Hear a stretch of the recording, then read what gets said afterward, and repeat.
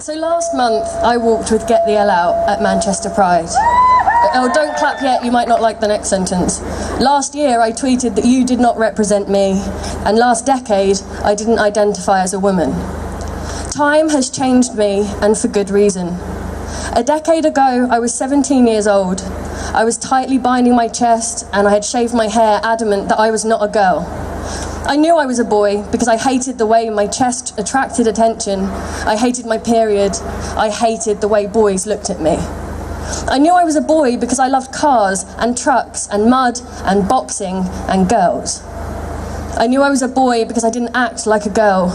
Nothing about my character felt girly, and trans ideology says everyone feels their gender. I didn't feel like a girl. I knew I was a boy because I meet the diagnostic criteria for gender dysphoria. A strong rejection of typically feminine toys and clothes, mostly male friends, a sense that my feelings and reactions were typical of boys, and the desire to be treated as a boy. When I spoke about these experiences to my older friends or in online chat rooms, the message was affirming. Nobody encouraged the idea that it's okay to be gender non-conforming. Instead, friends and healthcare practitioners alike affirmed my gender. Yes, you are a boy. By now, I had been indoctrinated into the belief that boys and girls must act and feel certain ways, and if they don't, they might be the opposite sex, trapped in the wrong body. I became obsessed with trying to pass. My mental health took an even deeper dive. I hated my wrong body and wanted the world to see my true identity. Except it wasn't true. The teenage black brain plays tricks. I recognise now that trans ideology sold me on the idea I could identify into the powerful group. I was hurt knowing I couldn't marry a woman at that time, hurt that I couldn't have a family that looked like the only families I had seen until then. The idea I could identify out of oppression and be a straight man instead felt liberating. There are few studies behind detransition rates, but I can tell you that there are thousands of us. Our voices are hidden because we're seen by the queer community as an inconvenient consequence of their movement. We are just collateral damage for the greater good. Many, maybe most, are gender non-conforming lesbians who were raised in gendered homes where the roles of girls and boys were strictly defined. No wonder they felt like boys. Most desisted at the same age as me, around age 25. This is not a coincidence. This is the age your brain becomes fully developed. Again, there are no real scientific studies on this, but here's my theory as a biologist. During adolescence, your brain is almost completely remoulded. Your prefrontal cortex, this bit at the front of your head, is the last bit to develop. It's responsible for some really important stuff: controlling impulses, solving problems, making decisions, seeing what impact your choices have on your future. It's the part of us that makes us responsible adults and why teenagers can act so erratic. The maturation of the brain in this way is caused by sex hormones, which are specifically increased during puberty for the purpose of developing the brain's ability to learn, remember, cope with emotions, and process social interactions. As far as we know, these changes are permanent. Is it possible that the reason most women desist in their 20s is because this is when their brain has fully developed? If we know the vital role that sex hormones have in the development of the brain, why do we continue to give preteens hormone blockers to prevent that development? Why are we giving teenagers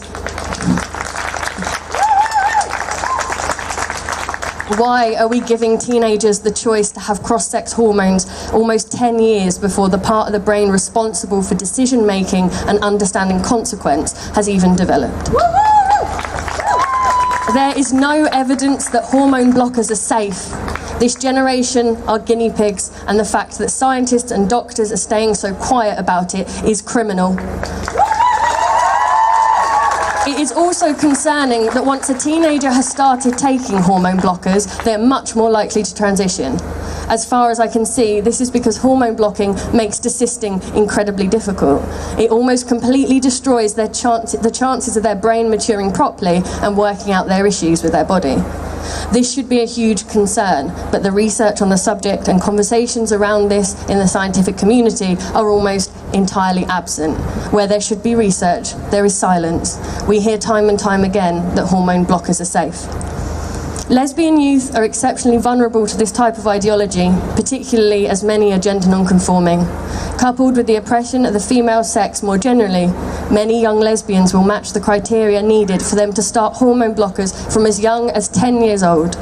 Is there any surprise in a world that oppresses lesbians and idolises straight men that so many young girls want to be men? Young lesbians today are up against challenges that were not around when we were their age. Instead of having no lesbian role models, they are surrounded by people who call themselves lesbians.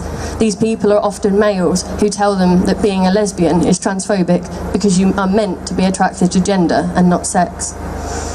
With few groups or communities for lesbian girls who reject this ideology, there are limited places they can go for support. I have no doubt that this further drives young girls onto the path of transitioning. Accepting males into their sexual orientation is a pressure placed on lesbians, but is not expected of straight men. I could not have predicted that 10 years into the future I wouldn't have the same feelings of self-loathing. I could not have predicted that by allowing my brain to mature, I would grow out of the idea that there is such thing as a boy brain or a girl brain and I had been born with the wrong one. If I could pass a message 10 years into the past, it would be this. You were not born with the wrong body or the wrong brain. You were born you. There will be days that you hate it. There will be days you stand naked in the mirror, pinching your flesh between your fingertips and asking why, out of all the bodies you could have been born in, why were you born in this one? But there is nothing you can do as a man that you cannot do as a woman. There is no mismatch between your brain and your body. That is just a view held up by sexist ideas of what it is to be a man or a woman. Let your brain mature before making life-changing decisions. Being a woman is not a feeling, it is not an emotion, it is just our biology. It has no bearing on our interests, our hobbies, our clothes, and rejecting traditional ideas of what it's meant to be a woman does not make you a man. I did not go on hormone blockers. If I had, I have no doubt that I wouldn't be standing here today comfortable in my own sex. I don't know if I would have regretted the decision or else lived half a life not knowing what true liberation meant. Liberation is not changing your body to fit society. Liberation is changing society to fit you, and it's time we recognise no child is born in the wrong body.